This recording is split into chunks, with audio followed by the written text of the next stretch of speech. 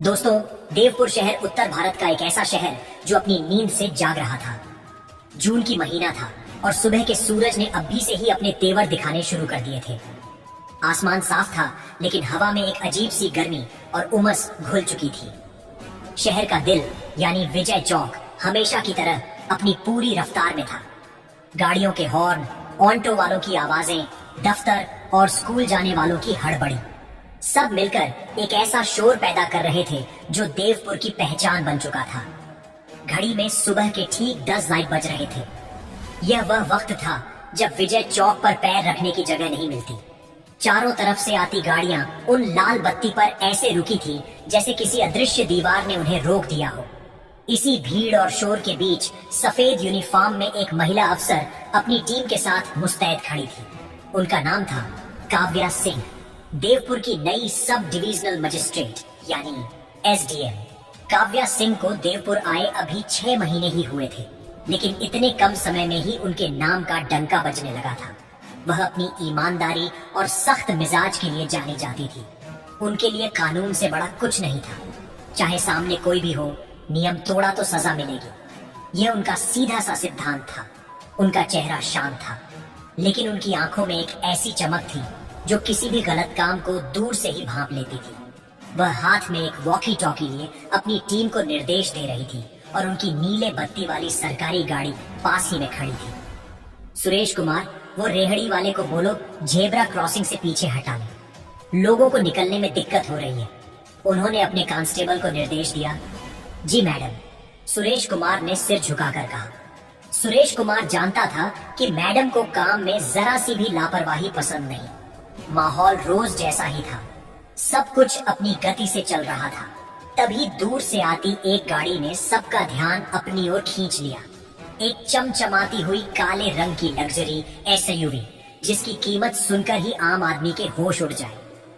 गाड़ी के शीशे पूरी तरह काले थे और नंबर प्लेट के ऊपर बड़े बड़े सुनहरे अक्षरों में लिखा था, माननीय मंत्री जी। ये गाड़ी किसी कानून को नहीं मान रही थी। वह बेतरतीब तरीके से लेन बदलती हुई दूसरी गाड़ियों को कट मारती हुई आगे बढ़ रही थी। सिग्नल पर गाड़ियों की लंबी कतार लगी थी, लेकिन एसयूवी के ड्राइवर ने रफ्तार कम करने की जहमत भी नहीं उठाई।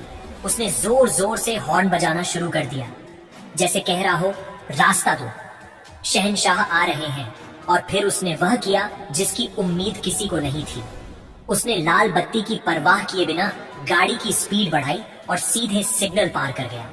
ये सिर्फ एक ट्रैफिक नियम का उल्लंघन नहीं था, ये खुलेआम कानून को एक तमाचा था, अपनी ताकत का नंगा प्रदर्शन था। चौराहे पर मौजूद सब लोग हैरान रह गए, लेकिन एक शख्स था जो हैरान नहीं हुआ। एसडीएम काव्या सिंह, उनकी नजरें बाज की तरह उस एसयूवी पर ही टिकी थी। उन्होंने एक पल भी नहीं गवाया। उन्होंने अपना हाथ उठाया और उस बेलगाम एसयूवी को रोकने का सख्त इशारा किया।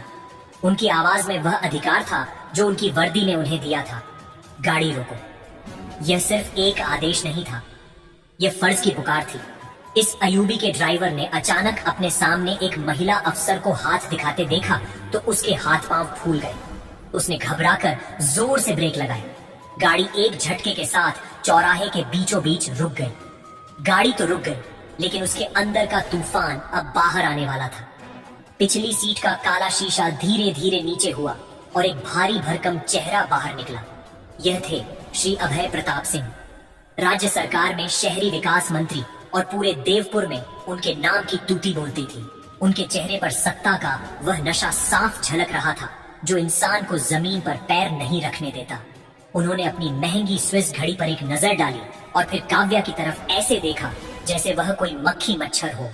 उनकी आंखों में गुस्सा और हैरानी का एक मिलाजुला भाव था। गुस्सा इस बात का कि किसी ने उनकी गाड़ी रोक दी, और हैरानी इस बात पर कि यह हिम्मत की किसने, यह क्या बदतमीजी है। अभय प्रताप सिंह लगभग दहाड़े, उनकी आवाज में इतना रोब था कि आसपास खड़े लोग भी 2 कदम पीछे हट गए। तुम जानती नहीं मैं कौन हूँ? मेरी गाड़ी रोकने की तुम्हारी हिम्मत कैसे हुई? मुझे कैबिनेट की मीटिंग में पहुंचना है। उनके बोलने का अंदाज ऐसा था मानो काव्या ने कोई बहुत बड़ा गुनाह कर दिया हो, लेकिन काव्या सिंह शांत और स्थिर खड़ी रही। उनके चेहरे पर डर का कोई निशान नहीं था। माफ कीजिए सर, उन्होंने बहुत ही सदी हुई आवाज में कहा। लेकिन आपने लाल बत्ती पार की है। ये ट्रैफिक नियमों का साफ साफ उल्लंघन है। उनकी आवाज में सम्मान था, लेकिन अपने फर्ज को लेकर कोई समझौता नहीं था। अभय प्रताप सिंह जोर से हंसे। उनकी हंसी में मजाक और नफरत भरी हुई थी। नियम? तुम मुझे नियम सिखाओगी? अरे लड़की, ये पूरा प्रदेश मेरे इशारे पर चलता है। ये नियम कानून आम जनता के लिए है, मेरे लिए नहीं। गाड़ी की प्लेट पर पढ़ा नहीं, क्या लिखा है? मंत्री? क्या तुम्हें इतना भी नहीं पता कि मंत्रियों के लिए कोई रूल बुक नहीं होती? उनके हर शब्द से घमंड टपक रहा था। वह यह जताना चाह रहे थे कि वह कानून से ऊपर है। कानून सबके लिए बराबर होता है सर। काव्या ने अपनी आवाज में थोड़ी और दृढ़ता भरते हुए कहा।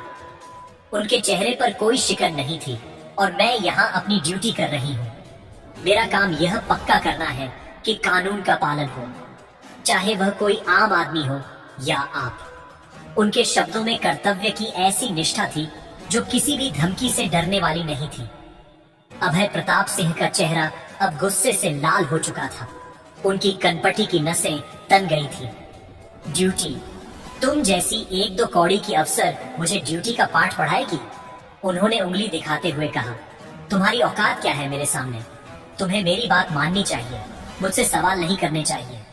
ये सब करके तुम अपनी नौकरी से हाथ धो बैठोगी, समझी? उन्होंने आकृति को डराने की अपनी सबसे पुरानी और कारगर तरकीब अपनाई, पद और ताकत का डर दिखाना। काव्या ने एक पल के लिए भी अपनी नजरें नहीं झुकाई। उन्होंने सीधे अभय प्रताप सिंह की आंखों में देखा।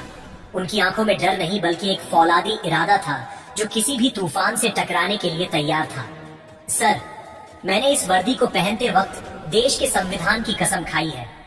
अपना काम पूरी ईमानदारी और निष्ठा से करने की आपको जुर्माना तो भरना ही होगा।